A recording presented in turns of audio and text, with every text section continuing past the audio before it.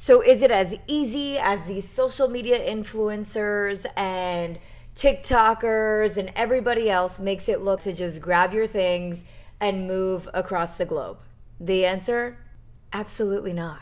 My name is Jenna Kelly. At the World's Publicist is my handle. Make sure you're subscribing to my channel. You're commenting things that you want to see. I am sharing my journey of why I'm leaving America, quit my corporate 9-to-5, moving to Spain, teaching English, all while I'm pushing 30. I'm gonna be 30 years old one day and be looking back at these videos like, why did I keep stressing this?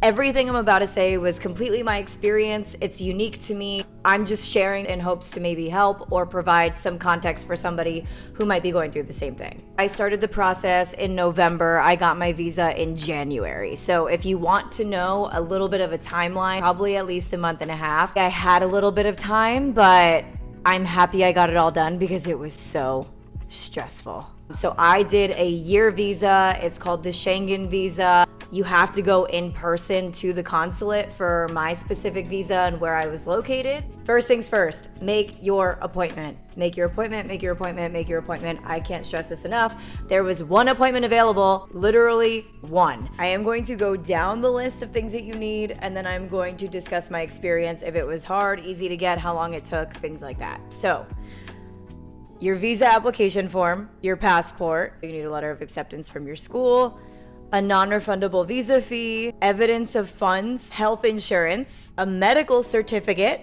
and an FBI criminal check. So let's go down the docket. The visa application form is pretty easy. I filled out my application form online to book my appointment, and then it gave me a copy. Print it, print everything, print receipts, print everything, print it. The more documents you have, the better. Obviously my passport, check, check. My letter of acceptance was from my school, check, check. Make sure everything is signed and stamped,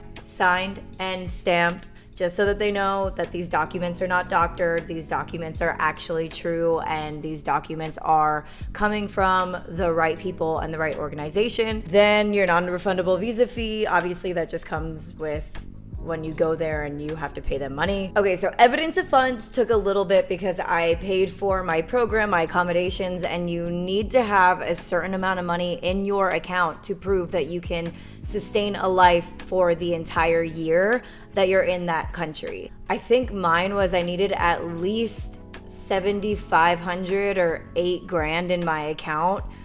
For the full year, it was like $700 at least a month. You also have to print out those documents, make sure you're getting them stamped and signed by your bank. Now, here is the tricky part.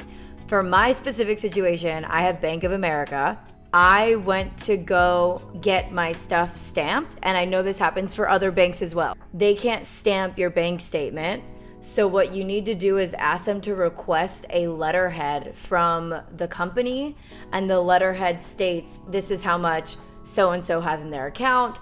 This is true, this is accurate. That takes about a couple business days, and then keep that document with your bank statements, and then you can take that to the consulate, and that worked for me. Health insurance, surprisingly, was probably one of the easiest things I got for the entire checklist. My program had somebody who all the students use, so I just messaged him. He got it to me within like 2 days. And yeah, that one was the easiest part. Next is a medical certificate. So you have to have a medical certificate stating that you're in good standing, good health. I am young and healthy. Put that on my dating app. You have to be within the international health regulations of 2005. I have my notes down here, so that's why I keep looking down. This document should be accompanied by a sworn translation into Spanish and hold the Hag Apostle. If I'm pronouncing that wrong, I'm so sorry. I just knew what all of this was because of the visa. You download the medical form that they need to sign, print it, and bring it in there. They sign it and they stamp it. And then after it's been stamped and signed, you need to get it translated. You also need to get your FBI criminal check translated. Now let's talk about the FBI criminal check. Go on the FBI's website, apply for the criminal background check. Then you have to go to the US Post Office to make sure that you get your fingerprints so that you're in the system. Then they could do the report on you. If everything checks out great, you have to get that also translated and signed. So you can't just get it translated by anyone who speaks Spanish. This has to be somebody who is recognized by the Spanish ministry, and the Hag Apostle is from Washington, D.C. I found somebody online. I'll link his company below because I just paid him a fee. He was in Washington, D.C. He dropped it off, sent everything back in no time. If I were to do this without his company, it was gonna take me 4 to 6 weeks. With his company, it took me like 2.5 weeks. He was 100% on top of it. He kept me in the loop with everything that he was doing. You also have to make sure that you get a passport-sized photo of yourself. And also, mind you, a lot of these documents also cost money. So just keep that in mind, that it's a lot more expensive than people talk about. Make sure you photocopied the picture page of your passport.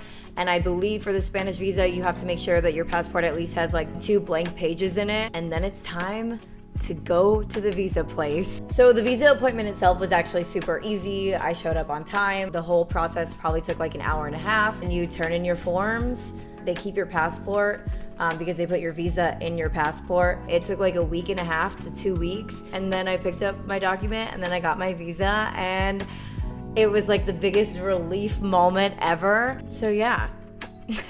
That is my visa experience. Make sure you are subscribing to my content to follow my journey on my move to Spain. I am gonna be there in just a couple of weeks. I cannot wait to share everything with you guys. Like, comment anything you'd like to know, any questions you might have, and I'd love to answer them. And I'll see you next time.